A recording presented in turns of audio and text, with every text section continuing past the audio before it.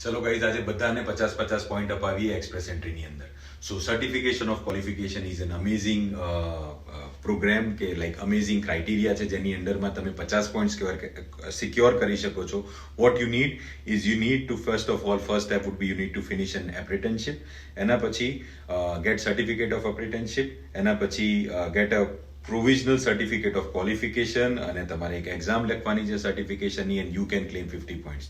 જો તમે red seal લેશો તો તમે એન્ટાયર કેનેડામાં ટ્રેડ ઓક્યુપેશન્સમાં તમે ક્વોલિફાય કરશો. રિક્વાયરમેન્ટ ઘણી ઇઝી છે. તમારું આ સર્ટિફિકેટ હોવું જોઈએ પ્લસ તમારું CLB લેવલ 7 હોવું જોઈએ, then you are getting 50 points extra. અને જો તમારું CLB લેવલ 5 હશે, in that case you are getting 25 points extra.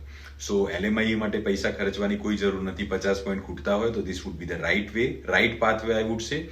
I am going to share the list of certificate of aptitude, certification of qualifications કે જે લઈને તમે 50 પોઈન્ટ ક્લેમ કરી શકો છો. સો ફોલો કરો મને અને wait for the next video wherein you would be getting the entire list. You will be getting the list of certificate of qualification જે તમે લઈને તમે 50 પોઈન્ટ ક્લેમ કરી શકો છો. કોઈ એક્સ્ટ્રા પૈસા ખર્ચવાની જરૂર નથી.